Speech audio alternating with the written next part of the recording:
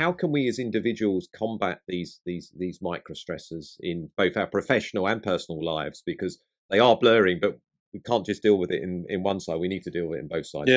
Yeah. So, one thing we have put out there for everybody, it's free. There, on the App Store is something called the Microstress Effect app, and people can download it and they can whip through these 14 that we're talking about and isolate where 2 or 3, 4 of these impacting our lives and actually generate a report for themselves. Because what we would do then is our analytic strategy was to say, what are 5 to 6 ways that people typically deal with this? If we go across hundreds and hundreds of interviews, and then be able to come back to people with suggestions around each microstress, because they're different, right? How you would handle, misalignment problems different than how you would handle secondhand stress, right? That Karen's talking about.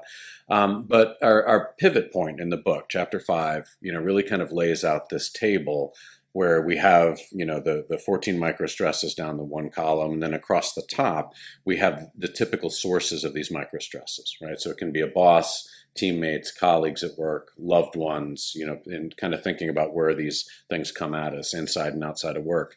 And one of the most, powerful things we've seen is you get people to take 3 passes through this thing. Right, and we'll say the first pass through, I just want you to isolate out 2, 3, or 4 cells where there's a microstress that's systemic enough in your life that you should be doing something about it. You've just kind of been persisting through it, but you should change the nature of the interaction, increase the time duration from those interactions, whatever it is, right? There's a lot of small strategies.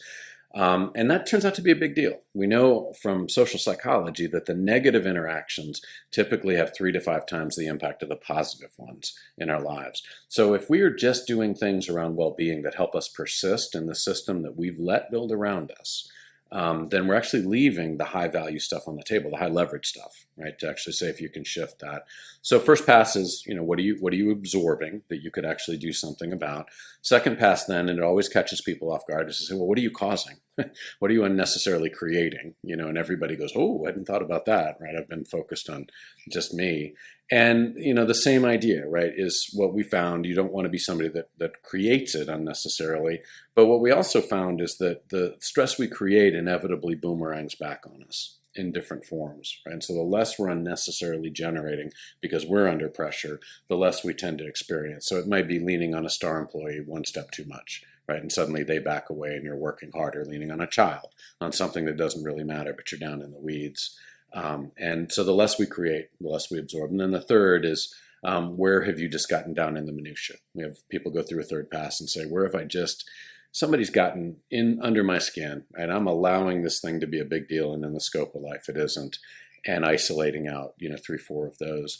That becomes very actionable. Suddenly you're not coming in and saying, David's driving me nuts, I'm going to dump him out of my network. It's coming in and saying, it's been said. Yeah.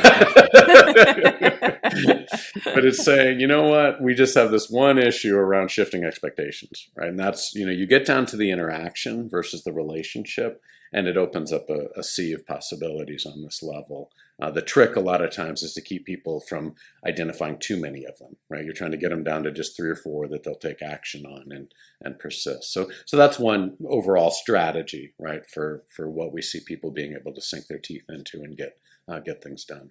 I just want to add one thing to that, because the reason it's so powerful to try to identify 2 or 3 things that you can take action on is that years of social science research tell us that a negative interaction can have 3 to 5 times the impact of a positive one. So if we are only trying to steel ourselves to deal with more stress, lots of conventional methods, which are good things, yoga, meditation, mindfulness, that's trying to make us stronger to deal with the microstress, compared to the opportunity, the higher leverage opportunity of removing a negative, removing a couple of microstresses. You can have a much more significant impact quickly if you can find 2 or 3 things reasonable to remove or change or shift in some way, that it's worth doing. It's worth trying to remove a couple of negatives. The impact will be material. In this series, we will be speaking to a range of senior leaders who are pushing a data-driven and digital HR agenda. Make sure that you subscribe via your podcast app of choice, and also via our YouTube channel for free and regular interviews with the digital HR leaders of the future.